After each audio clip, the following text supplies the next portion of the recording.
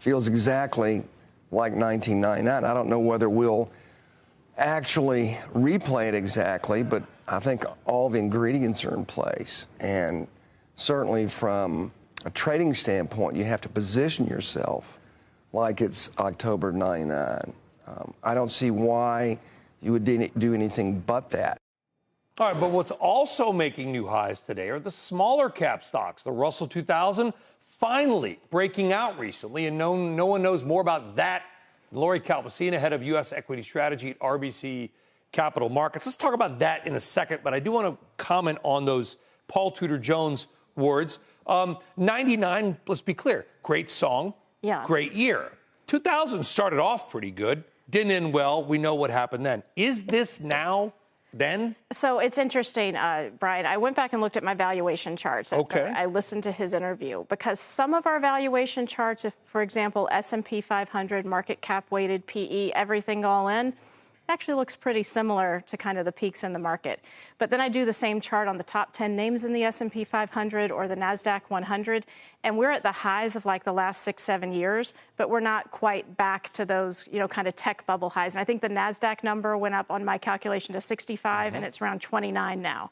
So, big differences there. So I will say if you look hard enough, you can find those comparisons, but you can find other things that say we're not there. And the difference is that the earnings environment is very different today. Yes. So if somebody said, are we a bubble, I could probably make 100 cases where we are. But if they said, are we not, I could probably make 100 cases why we're not. I was at the NASDAQ in 1999. I want to be very clear. A lot of the companies that raised billions of dollars and lured in retail investors were pretty much fake companies. I mean, they tried. They used weird metrics, revenue per eyeball, whatever. They had no real businesses. They had catchy names.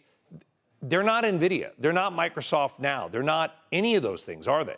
No, and look, I think what the street is grappling with right now, and I'll be honest with you, I've been on the road the last couple weeks. I was over in the UK for a few days. I was kind of running around the US, different places last week. What the two kind of weeks had in common was that there was a lot of wariness and concern about stock market valuations, and there were jitters on the AI trade. And it was interesting when I sort of tried to pin people down on exactly what it is that's bothering them. It seems to be the kind of move, the speed, the valuation levels.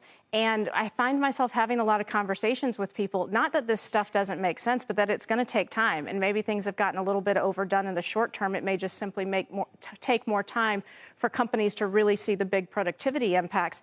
Is that ultimately bullish for this trade? Is that ultimately bullish for this market if you slow things down a little bit?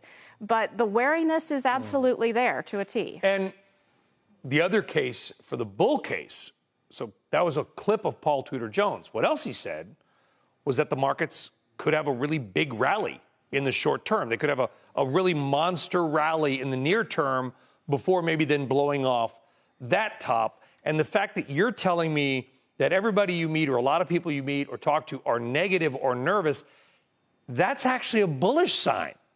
Because I know it sounds weird to the viewer and listener, but when people all feel the same way, generally the opposite happens. Well, I think it's interesting, right? I was talking to someone earlier today about all of our sentiment indicators. And of course, with the government shutdown, there's no CFTC data right now, which is kind of my favorite gauge of institutional investor positioning. So we're kind of flying blind on that.